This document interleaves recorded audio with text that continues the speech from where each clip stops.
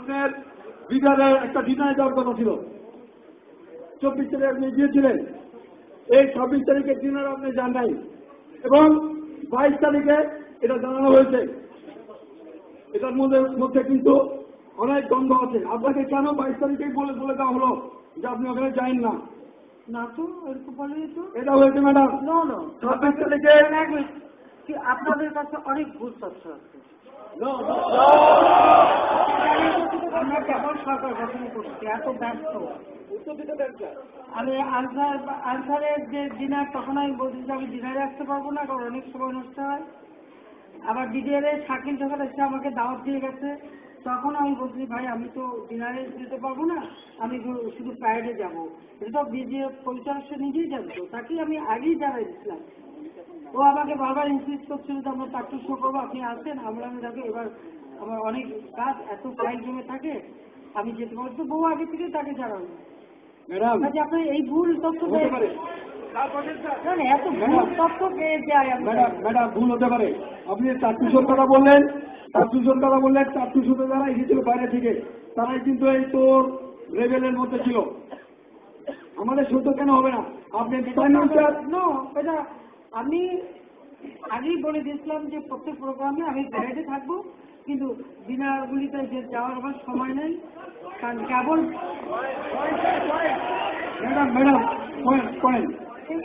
Madam আপনার সংসদে দাঁড়িয়ে একজন এমপি বলেছে যে আমরা এই সমস্ত মেজর লেফটেন্যান্ট কর্নেল দেখে দেবো, মাননীয় প্রধানমন্ত্রী। এই দেখে নেওয়ার নমুনা যদি এটা হয়, আপনি বিচার করেন।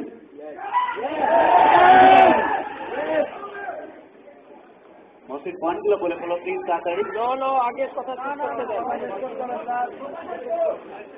অনেক অফিসারের কথা বলছি ম্যাডাম, পয়েন্টগুলো। এখন পয়েন্ট বলার জন্য আরো লোক আছে।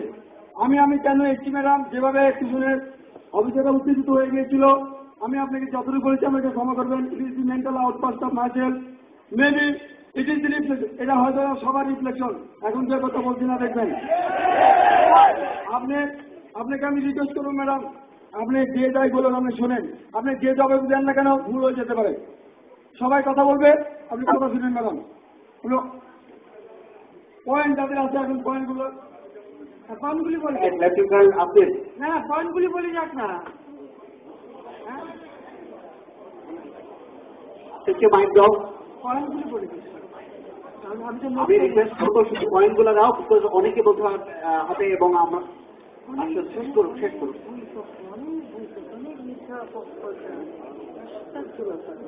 বিসমিল্লাহির রহমানির রহিম। মাননীয় প্রধানমন্ত্রী, মাননীয় সেনাবাহিনী প্রধান এবং সিনিয়র অফিসার বৃন্দ, আসসালামু আলাইকুম। আমি বিডিআরের এই বিদ্রোহীদের এই ঘটনায় আমি একজন ভিকটিম, কারণ আমি ছুটিতে আমার পরিবারের সাথে আমার পারিবারিক বাসস্থানে অবস্থান করছিলাম। আমি পরপর 3 বার মৃত্যুর হাত থেকে রক্ষা পেয়েছি।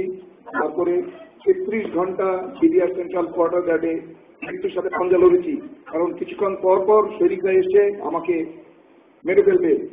আমাদের সেনাবাহিনীর অফিসারদের স্ত্রীরা এবং আমরা অফিসাররা, শিশুরা সব এক কাতারে কোয়ার্টার গার্ডের সেলের ভিতরে ছিলাম। একটা রুমে 60 জন থেকে 80 জন করে ছিলাম। দরজা বন্ধ করে রাখা হয়েছিল।